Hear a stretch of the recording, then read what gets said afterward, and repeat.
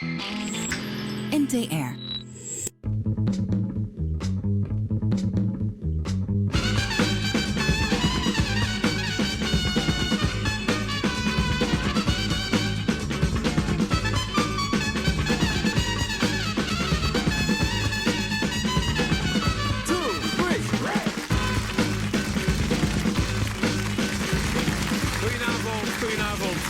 Welkom bij College Tour met vanavond een hele bijzondere aflevering, want we zijn afgereisd naar New York City. Onze hoofdgast van vanavond is hier geboren in de wijk Queens. En ze is een van Hollywoods leading ladies. Iedereen kent haar. Ze heeft 5 Oscar-nominaties gehad. 1 voor de prachtige roadmovie Thelma en Louise. En uiteindelijk kreeg ze het gouden beeldje voor de film Dead Man Walking, waarin ze speelt met Sean Penn. De komende week is ze de hoofdgast tijdens de Amsterdam Film Week. Maar wij spreken haar nu al hier in New York. Samen met 200 studenten ga ik een gesprek voeren met topactrice Susan Sarandon.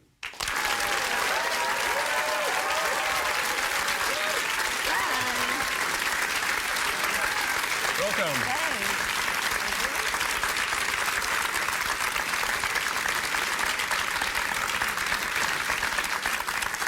Thank you so much for your time. Thank you for having me. In New York. Let's talk first about your family. You are from a family you were born here in New York City.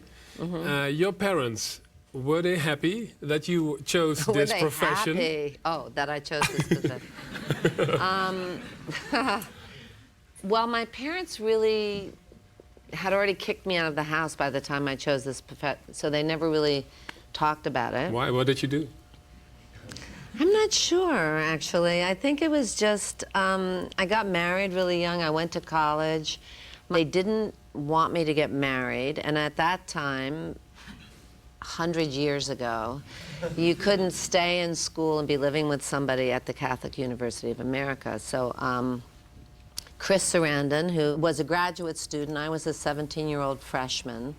And he was very kind and I thought knew everything and was the first man I slept with, and I was so grateful. I married him before my senior year, and that's how I got the name Sarandon. And my parents were fine with him, but then unbeknownst to me, my mother became pregnant again in her 40s, and I think she was embarrassed, but you know, she wasn't really. Luckily, my mother's never going to see this, right? Because it's going to air. So she, I don't know. At the last minute, she decided that I couldn't get married, but she didn't have to give me a reason. And so my mom did come to the wedding, but she sat in the very back in a black raincoat, very pregnant, very miserable. And that's how it started. Yeah, I think embarrassed. Yeah, I think embarrassed was the thing. And I didn't, so I did it. And so that meant for the next few years, I really wasn't allowed in the house. And by that time, I'd gone to New York. As soon as I got to New York, I was cast in a film. I had never taken any acting classes. They asked me to do an improvisation. They explained what that was. I did it. I got the part. I thought this was a riot, you know, and I had a lot of money that I owed for school. And then I started doing commercials, and then I got on a soap. It was just everything I went up for. I thought it was hilarious, so I got it, of course. As the World Turns, weren't you on that No, one it was Another World, which was even weirder. And I was the girl that everything happened to, so that was a great way to learn.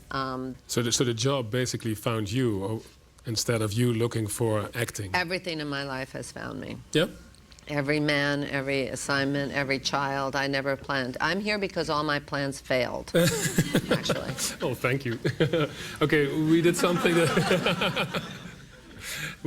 that is almost impossible to do. A little clip of your career. Have a look. Ik vind haar echt een van de beste actrices van Hollywood. I'm a waitress.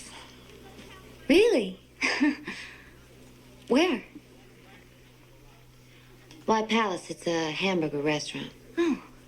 Het lijkt alsof ze in staat is om de rollen te pikken die altijd een maatschappelijke betekenis hebben.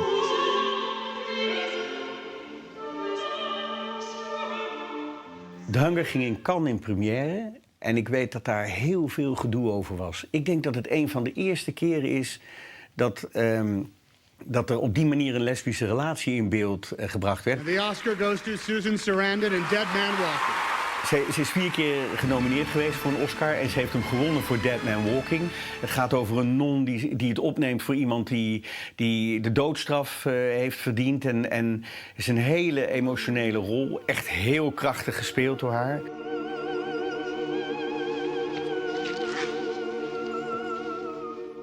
Thelma en Louise past helemaal in het oeuvre van Susan Sarandon. Want het gaat over 2 vrouwen die het eigenlijk niet meer pikken en hun eigen weg gaan.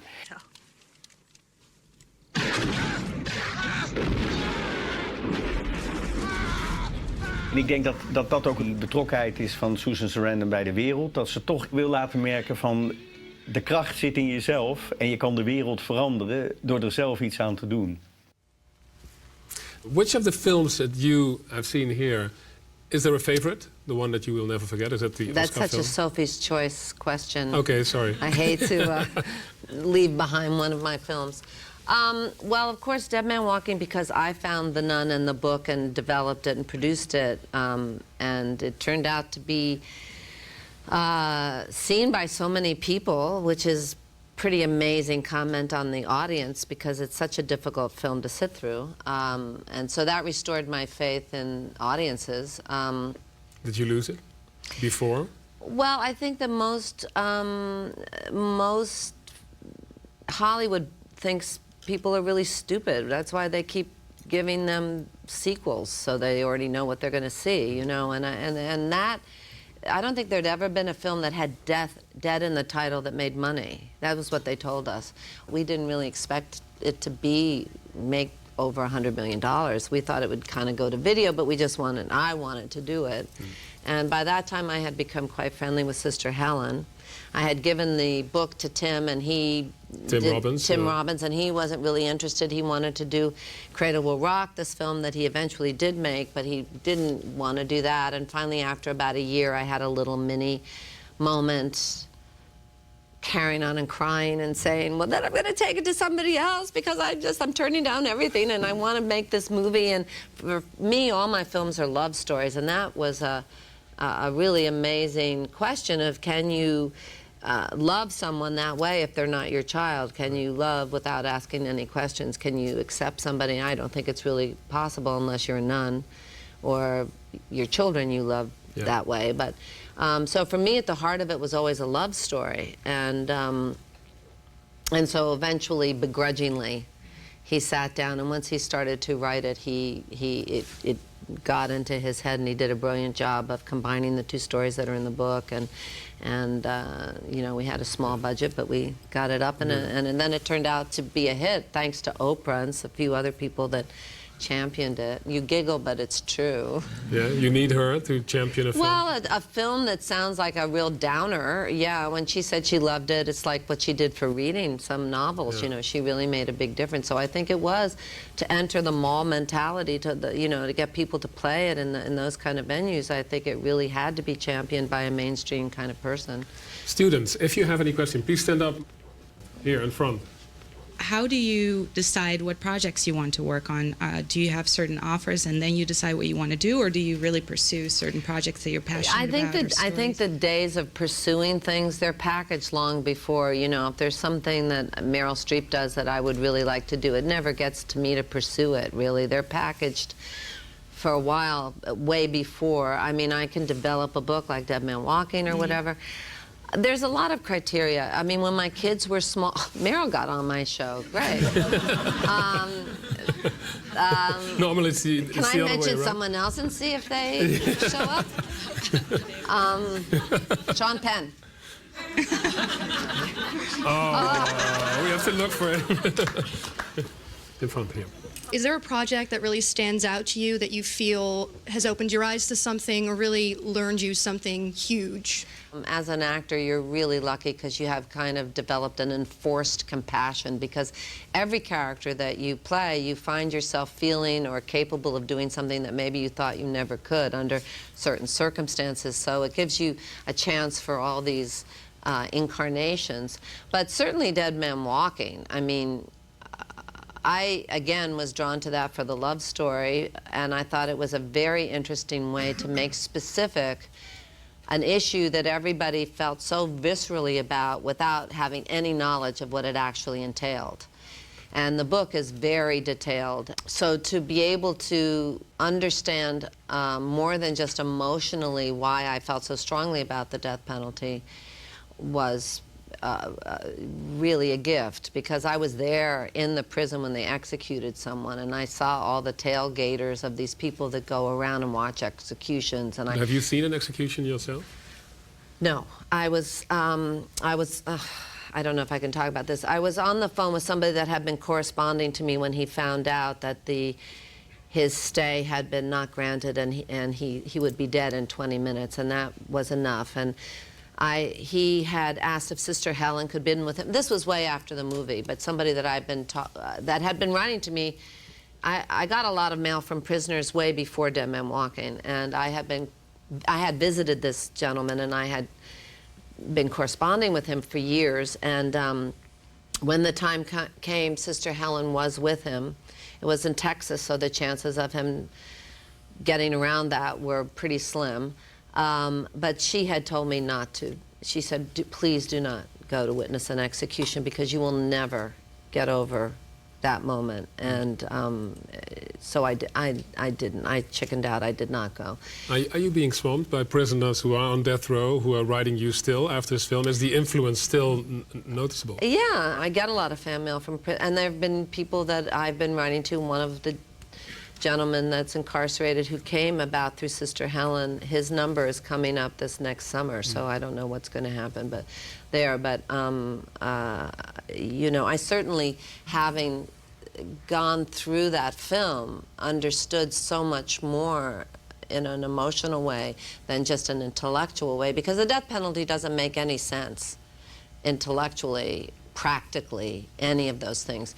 But people feel about the death penalty the way they do about abortion. It's an issue that you're conditioned to feel a certain way, and that's your stand, and you don't even necessarily take into consideration. But I think the biggest thing with Dead Man Walking was the effect it had on families. The people that I met who had found the ability to forgive when their daughter was taken from a tent at 7 and was murdered. You know, these women, these amazing families of people who found a way to forgive, not in the sense of forgetting about it, but to be able to move on. And I saw families that had never been able to move on because after the person that took their loved one was murdered, was killed by the state, you know, you still don't have that person. And so you build everything on thinking that that execution is somehow going to fill this huge hole that you have. And in fact, it just makes it worse because it's too fast, it's too painless, it doesn't bring you the satisfaction you think it will. The gentleman here. What is for you the secret or the essence of true beauty? Of true beauty? Yes. I think that true beauty has to do with living an authentic life and living a generous life. And when I had to get rid of all my makeup for Dead Man Walking, I was vain enough not to go to see the dailies, but I knew that's the way it had to be, a bad haircut, ill-fitting clothes, and no makeup. Early on, when I was asked to do Playboy constantly, which went on for quite some time, by the way. When did it stop? It's still happening, actually. But good for you. But now that I have, you know, right. sons, there's no way that I can do that. But I stopped and I looked at all these naked pictures of women, and I was trying to and I didn't mind taking my clothes off. It wasn't that, but they all seemed to kind of take away the essence of the human being. I looked at photographers that were women, and I looked at, you know, black and white, and I kept wondering, what is it that you lose when you pose naked? You know, why is that so uninteresting all of a sudden? And so it really got me thinking about my idea of what beauty was.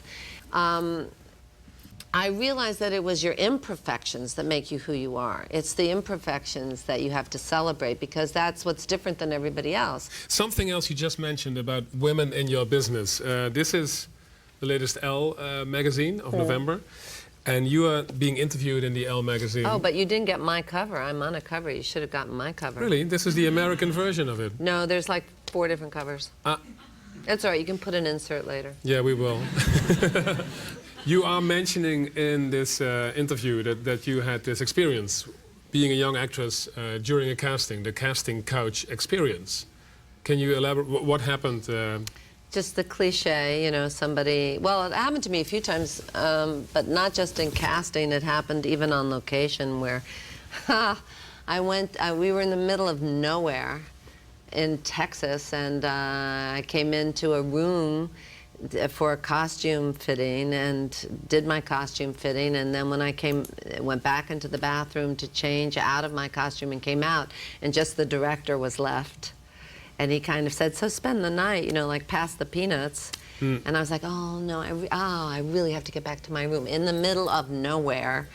So that was a very lame way of avoiding that, and he punished me for the rest of the shoot for that. But I think it's, you know, I think it happens in every situation. It happens in offices. I mean, but back in the day, people weren't suing about it so easily. So it was, people didn't have to be quite so careful, but I think it was just a given that that would happen, or try to happen. Right. So, but did you know at the time, if I don't give in to this guy who was jumping on you, then I will lose that part for that film, and then I'm done here? Well, I mean, imagine that you then do that and you get the part, and then he's jumping on you for weeks. I mean, that's, so what's the point, really? Right? I mean, it doesn't help, but I think that basically, subliminally, a lot of producers and directors, you know, cast the woman they want to fuck and the guy they want to be. That's the way it works. It's a very subjective thing. It's certainly not just who would be the best actor or who, you know, I mean, look at some of the pairings up and you think, how did that happen?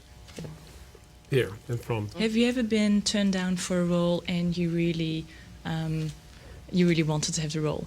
And you didn't get it? Yeah, and who got it? Definitely. And I've managed, thank God, to forget some of those experiences. But yeah, which one have you forgotten? Been broken. I don't want to talk about it. But there was one recently where the director wanted me, and then the powers that be didn't. You know, and so now even you never get past the ability to be humiliated in this business, and that's why you have to kind of just be free in your own head. Are you competitive? Am I competitive? Not in ping pong. I'm not very competitive in sports. Well, actually, I own a franchise of ping pong clubs. Why do you like this sport so much? Because it cuts across gender and age and body type, and you can play it till you die, and everyone thinks they're good till they play someone better. And it's an Olympic sport, so you can actually get very, very good. If there is a microphone, you're on. My question is regarding your philanthropical work and your political activism, and I wonder if there was ever a time in your life when you actually thought, okay, maybe I should back off from that for a little bit, because I might jeopardize the believability of the characters that I play. Oh, no. Why would that influence the characters that... I think people have bigger imaginations than that. I mean, sometimes people do hire me because they say that there's some kind of inner sense of authenticity that maybe helps with Marmee and Little Women, but I've played really evil people and hookers and things, so I don't think that it stood in my way. I mean, usually what people ask is, do you think that you'll never work again, because it's an unpopular position that you take sometimes, and I don't know if that's... I can't think about that. But for example, actually we met before 10 years ago, you forgot all about it, but you were in Central Park demonstrating against the Iraq war at the time, against the war that President Bush started. Let's have a look at the clip of your activism. In addition to declaring and destroying all of its weapons of mass destruction, Iraq must end its support for terrorism. We question. We demand to know answers. We will not give our daughters and sons to a war for oil. How dangerous is the situation right now? Well, I think what's dangerous is that you've got a country that's a democracy where people are afraid to speak out. There's self-censorship going on, and certainly other censorship going on, and I think that's the most dangerous thing. I mean, I don't know what will happen with the war, but I think that, you know, we have to take democracy back and start to exercise our rights as citizens. This was a very tense period at the time after 9/11, and people didn't want to hear your message, or, well, maybe in New York, but in the rest of the country it was difficult. Nowhere. It was such a psychic shock, even though the World Trade Center had been bombed before, nobody seemed to pay much attention to that one. And in the beginning, people did ask why. But that ended about 2 weeks in. I lived downtown, so I could see them fall. I had children to round up in Brooklyn and downtown, and so I felt very much affected. But about 2 weeks in, Bush said, "You're either with us or against us," and that's when the question stopped. And it was a very organized attack upon anyone that even questioned. And did you lose jobs because of your stance well, I had against the war? death threats, certainly, and I had horrible things written about even my kids in the Post, and a lot of really hateful mail. And my nephew in New Jersey, in his class, because he has a different last name, my name came up, and one of his teachers in civics said she'd knock my teeth out. Another teacher in Virginia that was where my niece was going to be the lead in The Wizard of Oz, the teacher came up to my sister and said, you know, if your sister shows up, she won't be allowed in. So there was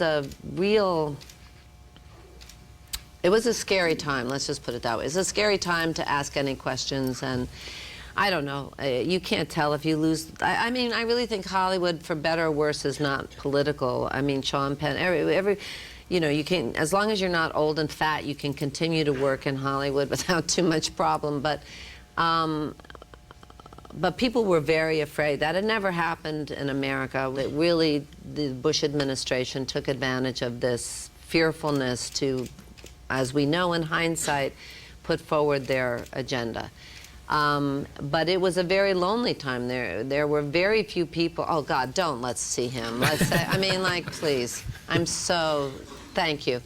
Glad we don't have to look at that smirking guy any longer. But was it comparable to Jane Fonda when she went to Vietnam and veterans were literally pissing on her picture in the loo? I think it was. I had been down at the World Trade Center for about 6 months, serving and helping and doing things, and I became very close to a number of firefighters. I did a play called The Guys, which was about firefighters, and you know, and I had promised them that I would, when their contract came up, they could call me to go, and they did call me, and I showed up at a demonstration in Central Park, and when I got up there, I was booed. And I was so shaken that I started crying. I'm starting to cry now, because I didn't expect it, you know. And when I got all, and Steve Buscemi, God bless him, got up there and said, "Oh, come on, you know, Susan's been here for so many blah blah blah blah blah." But at that time, we were going into the war, and these guys believed what had been said, and they didn't understand what was going on. Some of them, not all of them, and that's what they said to me. "Why do you think all firefighters are the same? We invited you, but you know, they don't understand." And that was very upsetting to me, because I didn't expect it. Other times when you go someplace and you know that you're going to get arrested, or you know there's going to be some kind of a demonstration, you know, but when they pick on your kids, or when they, you know, show up at a ski resort and you're nursing a baby and someone calls you a commie cunt and you don't expect it in the middle of the afternoon, it's quite shocking. Mm. But I don't care about the working part. That's not really that effective. But it's, I mean, this is 10 years ago, and clearly when you go back to that period in Central Park, it hits you like a brick now. Yeah, yeah. But you're still on the barricades. You're still a rebel and a maverick. And it's probably some kind of ego. I mean, the idea of living with yourself when you have an opportunity to make a change and you don't, when you have an opportunity to give information and you don't give it, I think you always feel bad about what you don't do, not what you do. You can always apologize if you make a mistake. You can always find some way to deal with stuff. But when you have an opportunity to give information for people that are voiceless, or to bring up questions that aren't being, because unfortunately journalism is dead in the United States pretty much. I mean, there's no, everything's so corporately owned, and once Clinton deregulated, you know, so that 5 people could control magazines, newspapers, and TV, you're just not getting the information that, you know, people need to be informed. So let's do it on Dutch television then. This is a clip of all your activism that we could find. Let's have a look. Straight, gay, lesbian. Love is love is love. Shame on you. We are here today to say it is time to remove the burden of the political crisis of the Iraq War from our soldiers. I'm concerned by the violence, discrimination, and pain that women face all over this world. The Occupy movement has opened up a very public debate about economic justice and the link between government and corporate influence. Okay, guys, all the questions you have about this. If there are 2 things that you could change right now in this country, what would it be? Just 2 things.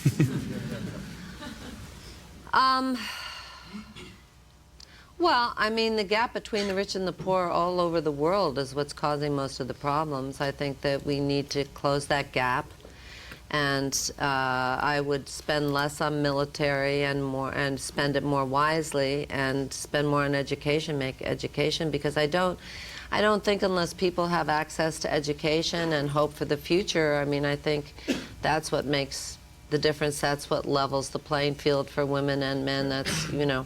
So I guess I just, you know, the poverty thing that's happening, it just makes the future so bleak. So I guess maybe those are the 2. I'm pretty practical. I mean, I could say peace and love and understanding, but if you want really practical things, I think that would be it. To the middle class is disappearing in this country. You know, if Romney gets in, most of the programs will be cut. Right to choose will probably go out the window, although I can't imagine actually that women will let that happen, but the Supreme Court will become worse. And this so, is about abortion, right to choose. Right to choose, yeah, abortion. And all of those things really narrow your options. And are you afraid for what's going to happen on the 6th of November? No, because if it falls apart, it just means that you can rebuild it a better way. I totally think that if, you know, if this is in the cards, there are enough really extraordinary people out there who will find a way to redo it, but maybe not in the way that we think. I mean, look at what's happened. All these people lose their jobs, they become entrepreneurs. You know, good for them. Maybe they were stuck. Maybe this will unstick us. I thought it couldn't get any worse than Bush, and then we got a black man, so there you go. That never would have happened if we hadn't had such a horrible 2 terms beforehand, believe me. He led the way for that to happen. Whatever you think of Obama, just the symbol of him and what that meant in this country. What do you think of him? I think he's done some great things, and I think he's really missed the boat in a lot of ways. In which way? Where did he miss it? He hired, oh, there he is.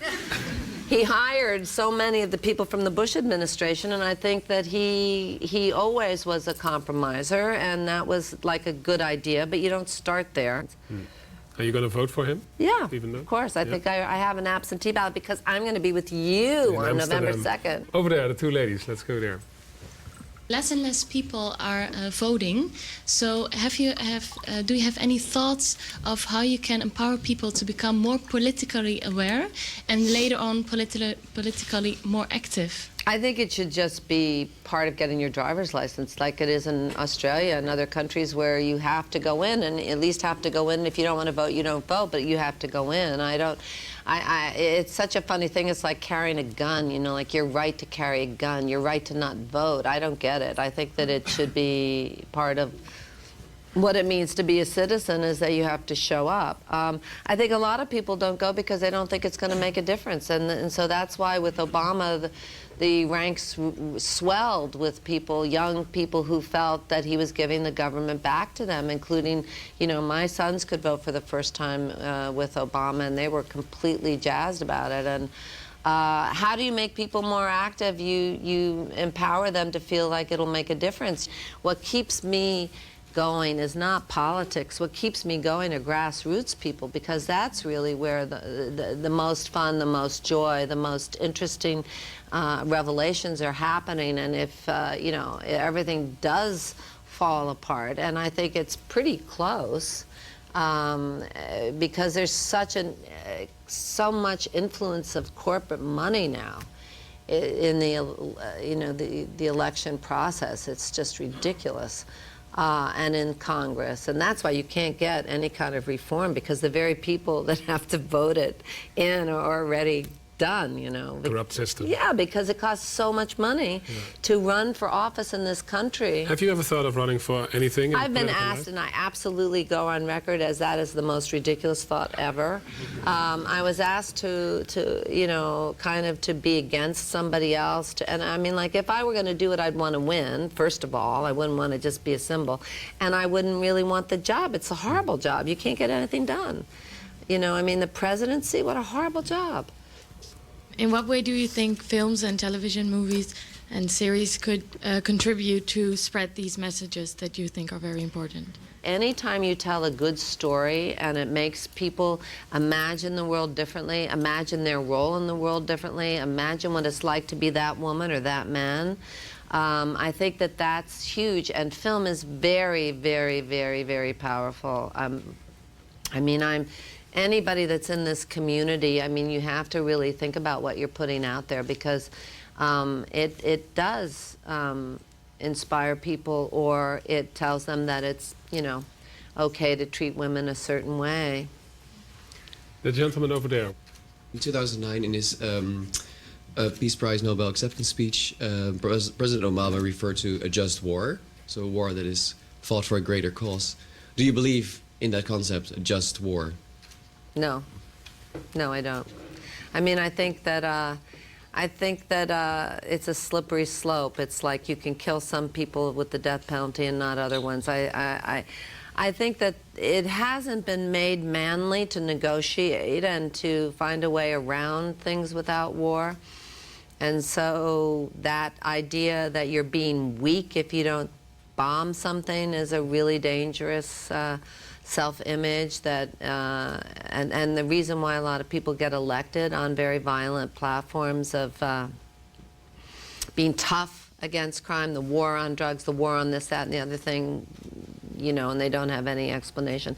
I think if somebody comes over your boundary and is raping and pillaging, is that an action that you should find a way to drive them out? Probably. But preemptive wars, just wars. There's other ways now to, economically, to wreak much more havoc on countries than bombing them, I think. Do you think that women would do a better job? Because you said men apparently can't solve a conflict without bombing the shit out of each other. But then look at Thatcher. I don't want to claim her, you know. I don't know. I don't. Hillary Clinton, would I'm she be a an big option? champion of men. I'm a humanist. You know. Hillary Clinton voted for the war, excuse me. She lost me on that one. So, I mean, it's brave men and women that vote against the war. It's a tricky thing, but I think there are ways of getting in there, and I think that before you blanket bomb a place, I mean, we're very inconsistent about who we chastise and who we bomb and who we, you know, clearly we bomb people that don't have nuclear weapons. I mean, seriously. And look at Iran is surrounded by people that have nuclear weapons, including Israel. Now, that's the one sentence that's going to go out on the AP and get me in so much trouble. But violence, I don't think, has ever really solved problems, you know, the way that they claim. But I agree, it's a tricky thing. And maybe that's why I won't be president. No, probably not. Well, what is interesting to me is, even though it hurts you to speak out loudly for all the causes you have, you say maybe this one will hit AP, one of your, the stuff that you just said now. There is an example of last year when you said during a film festival something about the current Pope. Let's have a look. Susan Sarandon coming under fire for calling the current Pope a a Nazi. Susan Sarandon made the quip while walking the red carpet at the Hampton Film Festival in New York over the weekend. The Oscar-winning actress and activist recounted how she gave a copy of the book Dead Man Walking, authored by the nun she played in the film, to the Pope, and then clarified that it was Pope John Paul II, adding, quote, "Not this Nazi one we have now," referring to Pope Benedict XVI. She then repeated the remarks later. No, I didn't repeat them later. That was enough. Once was enough. It got me in enough trouble just saying it. So that's what you do. You will say it once and that's it. Well, I mean, obviously that was being flippant. I think that the reason that I was, and he was passive-aggressive. For the record, he was a Nazi and continued to be not just a Nazi youth, but he was a Nazi. As a little kid, he was 14? No. He was a Nazi as a grown-up kid. And it is a standard that is, I mean, it's true. A lot of people at that time were doing what he did, but they didn't ask to be Pope. And I hold him to a higher standard. But I think really what happened then... So if you joined the club as a Nazi, you say you're out of the game, you should not be the Pope. Yeah, I mean, well, there were people at that time who refused. I mean, young people at that time who refused. And he stayed in there for, it wasn't just like 2 months training as a choir boy in the Nazi sing-along or something. But is it his past, or is it also because you are angry with sexual assault on kids? I think that as a mother and a Catholic that I resent strongly, and this will probably also go out there, the fact that this Pope has harbored and protected pedophiles among the church, and that had a lot to do with it. I don't like this Pope. Not just for what he did in his youth, but for what he's continued to do as the Pope. Very clear. Lady over here. If there's a story that you feel that still needs to be told, what would it be? As filmmakers, it's really important to encourage people to feel things. I think that the bravest thing that people can do is to be intimate with another human being and to decide to love, whether it's a child or a man or a woman or whatever. I think that act is really, really amazing. And so stories that have people taking that chance, for me, are the things I enjoy the most. Over here. Hi, my name is Chris, and I can imagine that advocating for causes that you feel very passionate about can be both very satisfying but also emotionally exhausting. And I wonder if you could imagine there being any kind of cause that you feel so passionate about that either you think you wouldn't be effective or you wouldn't be able to do it for emotional reasons. No, I mean, I think if you feel you have to do it, you just do it. But there's a great story. I don't know, do you know who Dr. Spock was? The baby doctor who wrote the book? You're all too young. But there was a guy named Dr. Spock who wrote the book that everybody was reading when I was in your age. And it was the beginning of the Vietnam War, and he was in D.C., and he saw 4 women with strollers, young women, your ages, with babies, and he was a baby doctor, right? And they were standing, just the 4 of them, with signs against the war. This was the early part of the Vietnam War. And he thought, you know, what am I doing? You know, I'm telling people how to raise their children while I'm all right with other people's children going off to this war, this war that's wrong. And he, a year and a half later, was a huge, huge piece of the anti-war movement because everybody read him. And for him to come out and be against the war was a major, major thing. Those women will never know that they were the ones that had a piece of changing history. And so the point of that story is just that you have to do what you have to do, whether or not it's successful or not in your lifetime or next week or whenever, or you even can tell. If not doing something makes you feel bad about yourself, then you absolutely have to do it. You know, whatever happens, you have to say, wait a minute, you know, I'm really not comfortable anymore with that conversation at the water cooler, or you just have to say, you know, seriously, get your hand off my breast, or you have to say, you know, writing into Amnesty for Ai Weiwei, or whatever it is, you know, that you can't take anymore. You have to just do it. and you can't be thinking about if it's going to work, because you can't do it for that reason, and you can't not do it because you're afraid of the ramifications. Now, when you have kids, it gets a little bit different because they're saying, Mom, please don't take on China. You know, don't. That's what they say? Yeah. We had enough. Oh, no, don't do that. That China's so big, Mom, don't do that, you know. The lady over here. You talked about the opportunity to make a change and also about the risks and threats that are involved and that come along with it. So I wonder, how do you feel about your colleagues and other people in your profession? Do you feel they use that opportunity often enough? Or do you feel alone in your journey?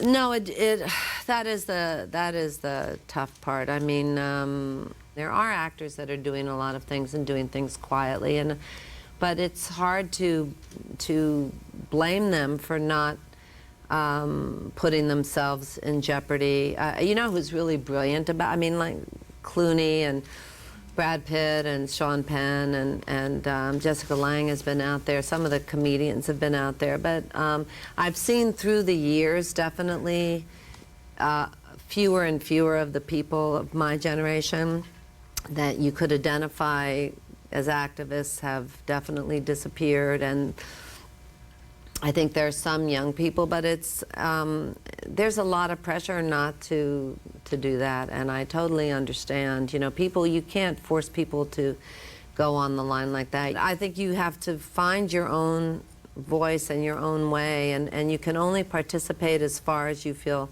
comfortable, because the shit does hit the fan, and so you can't really put somebody out there unless you give them the ability to understand. We used to, Alec Baldwin, myself, Chris Reeve, used to do a lot of work at the White House, and Alec Baldwin is fucking brilliant when it comes to, he should run for office, except now that he's married and so skinny and all straightened out, he probably won't, but I thought he had a plan to do it. He really is knows how to handle power in the halls of men, the citadel of male power in Washington. He's very, it should be a double good. bill, I think, Alec Baldwin and Susan Sarandon. Oh. I don't know if he'd take me on. I don't know. There's been a lot of even distancing of me in the Obama administration. I think is not, you don't necessarily want to do that, but it would be funny. Maybe just the movie. The movie. We're all going to wait for that one. Yeah, the remake. Last question is always to our guest.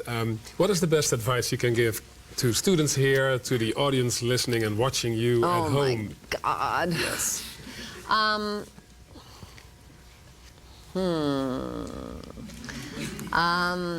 I would say your job in life is to lead an authentic life and to have fun doing it, however you figure that out.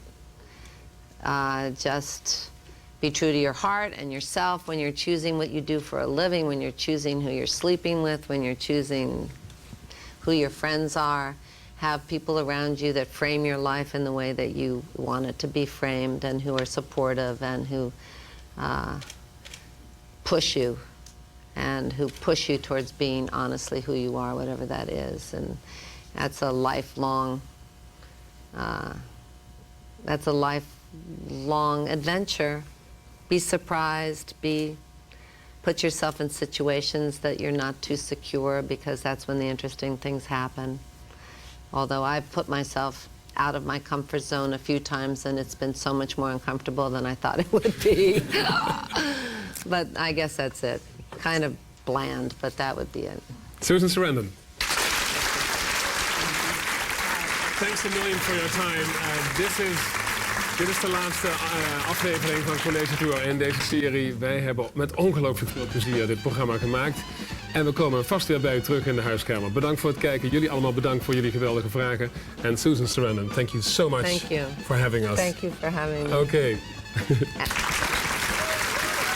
Oh, you don't have to film this part, but I was going to say thank you for coming so I could do this now, so I would have a free day there so I can enjoy those parts of Amsterdam that you don't want to do in front of a camera.